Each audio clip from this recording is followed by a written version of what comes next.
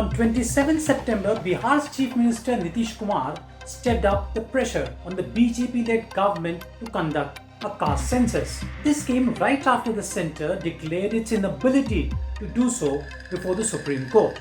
But what does this have to do with UP elections? Everything. I'm Sumit Pandey and I'm going to decode this for you.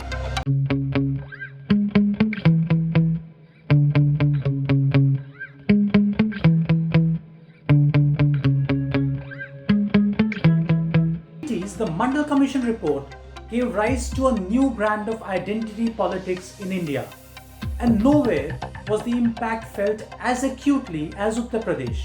This led to the emergence of backward classes, and soon the Samajwadi Party and the Bahujan Samaj Party captured the attention of the voters in Uttar Pradesh. Congress, in the process, was relegated to the margins.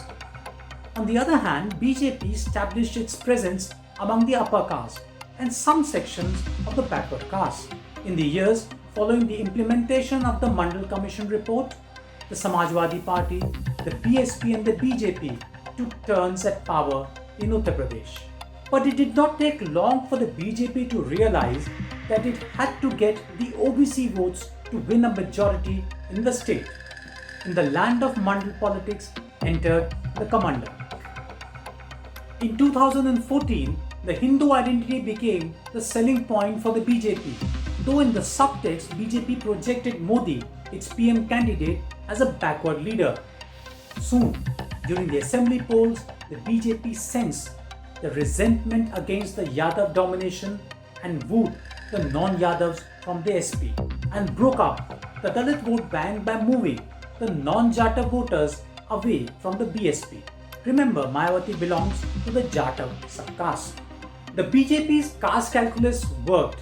The party won an unprecedented 3/4 majority in the assembly polls. But the party also had to pacify the upper caste voters, who have for long been its core constituency. So in 2019 general elections, the BJP introduced 10% quota for economically weaker sections, ignoring the fact that this quota would breach the 50% cap on reservations determined by the Supreme Court. Meanwhile, among the Mandal parties, EWS quotas triggered a new debate on the need to collect empirical data for a policy shift on whether reservations should be based on adequate or proportional representation of communities. Currently, OBCs constitute nearly half of the total UP population.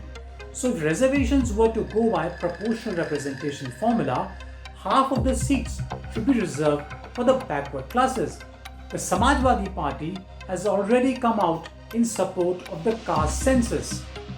Seeking to shed its image as a Yadav-dominated party, Samajwadi Party sees caste census as an issue to draw up a larger OBC mobilization and reclaim the territory it has lost to the BJP. BSP has also supported caste census to win backward caste voters, which were once successfully mobilized by its founder Kashi Ram under the larger Bahujan umbrella.